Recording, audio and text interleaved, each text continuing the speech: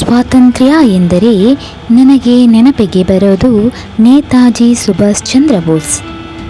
ಸ್ವಾತಂತ್ರ್ಯಕ್ಕಾಗಿ ದುಷ್ಟರನ್ನು ಬೇಡದೆ, ಮುಷ್ಕರ ಉಪವಾಸವನ್ನು ಮಾಡದೆ, ಸ್ವರಾಜ್ಯ ಕೊಡಿ ಎಂದು ಬ್ರಿಟಿಷರನ್ನು ಅಂಗಲಾಚದೆ ವೀರಾವೇಶದಿಂದ ಹೋರಾಡಿ ಬ್ರಿಟಿಷರ ಸೊಕ್ಕನ್ನು ಮುರಿದ ಸುಭಾಷ್ ಚಂದ್ರ ಬೋಸರ ಬಗ್ಗೆ ನಾವೀಗಾಗಲೇ ತಿಳಿದಿದ್ದೇವೆ.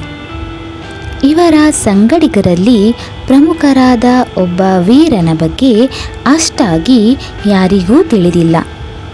ಬ್ರಿಟಿಷರ ಷಡ್ಯಂತ್ರದಿಂದ ನೇತಾಜಿಯನ್ನು ರಕ್ಷಿಸಿದ ವೀರ ಯೋಧನ ಹೆಸರೇ ತ್ರಿವರ್ಣ. ಈತ ಬ್ರಿಟಿಷರ ಏಜೆಂಟ್ ಆಗಿ ಇದ್ದುಕೊಂಡು ಅವರ ಷಡ್ಯಂತ್ರವನ್ನು ತಿಳಿದುಕೊಂಡು ಬ್ರಿಟಿಷರ ವಿರುದ್ಧವೇ ಷಡ್ಯಂತ್ರವನ್ನು ರಚಿಸಿ ನೇತಾಜಿಯನ್ನು ಕಾಪಾಡಿದ ಕತೆ ನಿಮಗ್ಯಾರಿಗಾದರೂ ತಿಳಿದಿದೆಯೇ?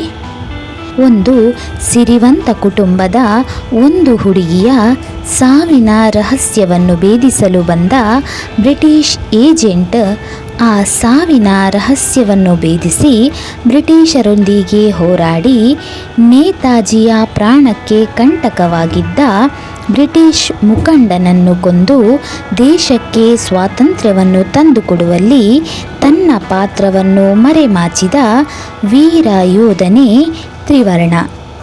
ಈ ನನ್ನ ಸಣ್ಣ ಕತೆ ಸ್ವಾತಂತ್ರ್ಯ ದಿನಾಚರಣೆಯ ಪ್ರಯುಕ್ತ ನಿಮಗಾಗಿ.